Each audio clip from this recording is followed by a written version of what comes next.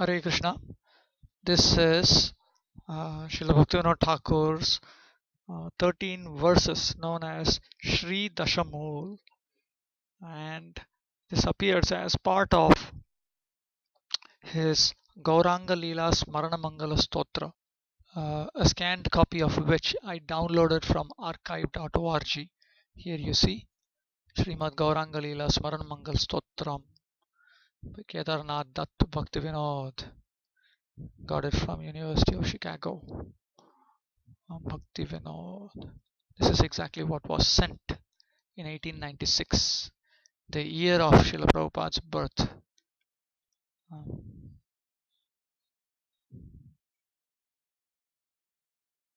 Here, this is the publisher, and he's talking about the author. The author refers to Acharya Bhaktivinoda Thakur. Anyway, Bhaktivinoda Thakur, he is saying that if anything is not clear, he could be written to and he'll clarify it. And he commissioned a commentary on the life and teachings of Lord Chaitanya Mahaprabhu. He had written himself more than 100 verses, and his commentary has been published along with that here. Okay, here he writes that the idea is to the object of this little book is to bring the holy life of Chaitanya Mahaprabhu and his precepts to the notice of the educated and the religious people. Most of the books treating on these subjects have hitherto been printed in Bengali character. Hence, the life and precepts of Chaitanya have scarcely passed beyond the boundaries of Bengal. This book has therefore been printed in Sanskrit types for circulation all over India. Our educated brethren of Europe and America have taken of late to the study of the Sanskrit language, and it is our belief that this brochure will go to their hands in a very short time. This book contains 104 shlokas with copious commentaries. It makes a succinct mention of all the anecdotes of the life of Mahaprabhu, as related in the famous book, the Chaitanya Charitamrita by Krishnadas Kaviraj. The shlokas from 75 to 86 inclusive will give an outline of the precepts of that great personage.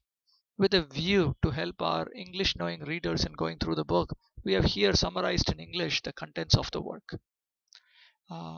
Later on, if it is the will of Lord Chaitanya Mahaprabhu's devotees, I will go through Bhaktivinoda Thakur's English summary.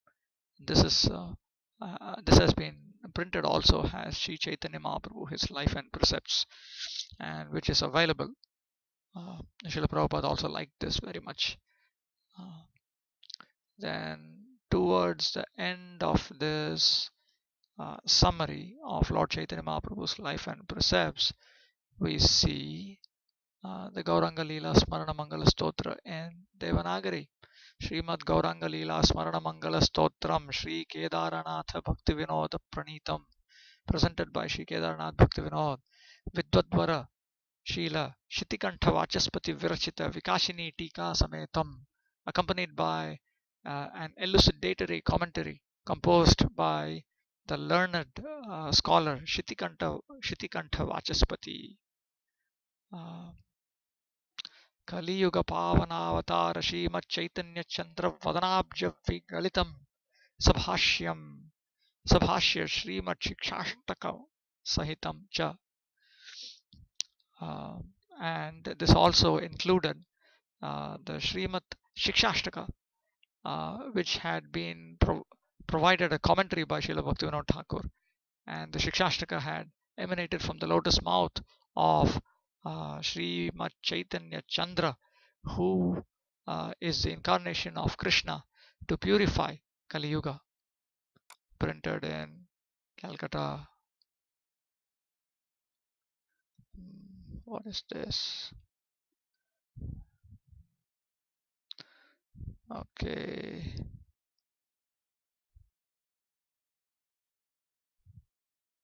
Okay, so then it begins. Srimad Gauranga Leela Smarana Mangala Stotra. You notice this is the text by Bhaktivinoda Thakur, and this is the commentary by Shitikantha Vachaspati. So anyway, the text which deals with Lord Chaitanya Mahaprabhu's the text that deals with Lord Chaitanya Mahaprabhu's teachings has been presented separately in the form of 13 verses that Bhaktivinoda had referred to therein as the precepts of Lord Chaitanya, and they are presented here. आम्नायः पराः तत्त्वं हरिमिह परमं सर्वशक्तिं रसाब्धिं तद्भिन्नांशांश्च जीवान् प्रकृतिकवलितांस्तद्विमुक्तांश्च भावात् भेदाभेदप्रकाशं सकलमपि हरेः साधनं शुद्धभक्तिं साध्यं यत्प्रीतिमेवेत्युपदिशति हरौ गौरचन्द्रं भजे तम्.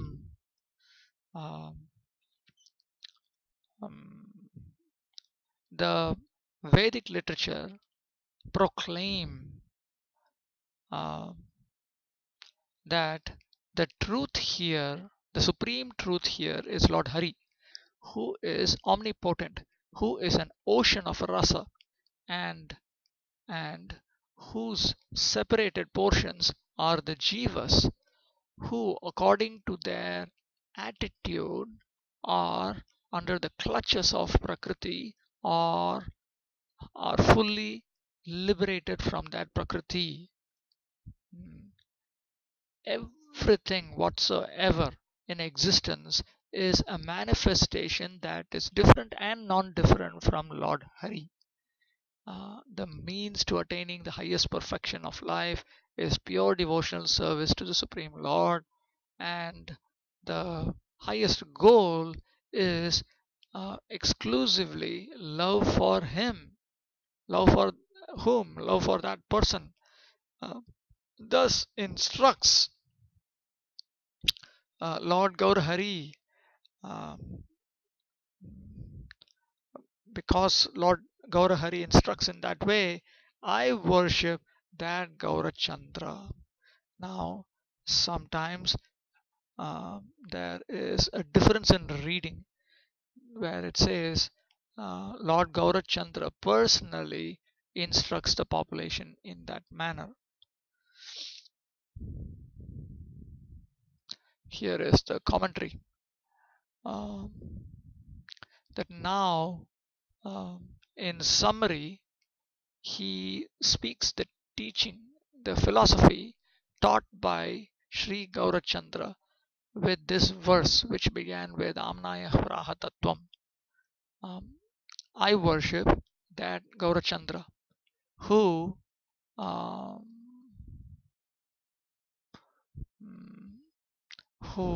instructs about the authoritativeness of Vedic literature by the statement, the Vedic scriptures proclaim the truth. By that statement, Lord Chaitanya Mahaprabhu is establishing the authoritativeness of Vedic literature. And not only that, he also teaches us the 9 types of propositions which have been spoken by the Vedas. In other words, he says that the Vedas are authoritative, but on top of it, he also says that the Vedas are teaching 9 different teachings. The teachings, the 9 propositions are as follows. First, that Lord Hari alone is the singular truth. Secondly, that Lord Hari, he is endowed with all potencies. In other words, he is omnipotent. Everything other than him is his potency. Thirdly, that Lord Hari, he is an ocean of all rasas. Fourthly, this is regarding the jiva. Regarding the jivas, they are Lord Hari's separated portions. Fifth, some of the jivas, they are under the clutches of prakriti. Sixth, amongst the jivas, some are completely liberated from prakriti. Seventh,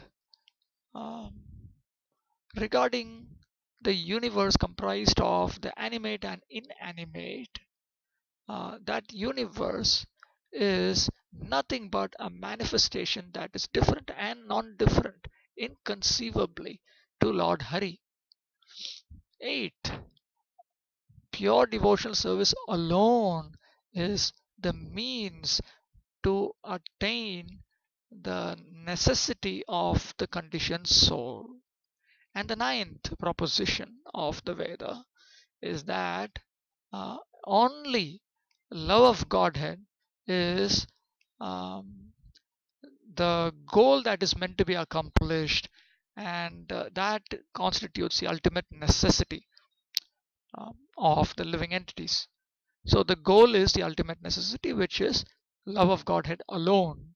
In this shloka, um, the philosophy, which consists of Sambandha, Abhideya, and Prayojana, as taught by Sri Krishna Chaitanya, has been indicated. The next verse talks about what uh, is meant by acceptance uh, uh, of the Veda. In other words, uh, why do we accept the Veda? Or this is an elaboration of Lord Chaitanya Mahaprabhu's acceptance of the authority of the Veda. He says the Veda is perfect by itself. It is self-perfect, and um, it is an authority, and it has been obtained through the chain of disciplic succession of saints from Lord Brahma, who is very dear to Lord Hari, who has been blessed by Lord Hari, who has been given mercy, um, who has been mercifully blessed by Lord Hari, and that Veda has been obtained from Lord Brahma through the disciplic line. That's the idea, and that Veda, it establishes um, for us uh, 9 varieties of propositions, 9 specific teachings. And how do they do it? They do it by themselves and along with sense perception, etc. Now, what does this mean? What this means is there are 3 recognized sources of valid knowledge. Pratyaksha means sense perception. Anumana means logical inference. Logical inference is also based on sense perception. But from logical inference, we come to conclusions regarding that which we do not perceive. For instance, we do not know, I do not know, let us say someone steals my shoes when I'm inside my house. I left my shoes outside, and let's say someone stole my shoes. I haven't seen anyone steal it, but since it was it was there yesterday and today it's not there, and I am 100% sure I left it outside my door, and I see someone else wearing my shoes. No one else in Mayapur wears my shoes or any shoes which are in any significant manner similar to it. So I know that person stole it, and I can logically conclude that he stole it. Basically, that's the idea. You get the point. So that is called anumana. That's called logical inference. In sense perception, you directly perceive. However, Shabda refers to acceptance of reliable testimony. So there are 3, it is understood in Indian philosophy, in Indian epistemology, that in Pratyaksha, Anuman, Shabda, there are 3 different varieties. You might accept sense perception, you might accept logic, you might accept verbal testimony. So then, uh, according to Lord Chaitanya Mahaprabhu and his followers, the self-perfect Veda which has been received in disciplic line from Lord Brahma, it establishes, along with sense perception and logical inference, 9 propositions. That is the point. Along with this, this means that when sense perception is in line with the Vedic Shastra, then it is acceptable to us. Similarly, when logical inference is accepted, is in line with Shastra, then it is acceptable to us, not otherwise.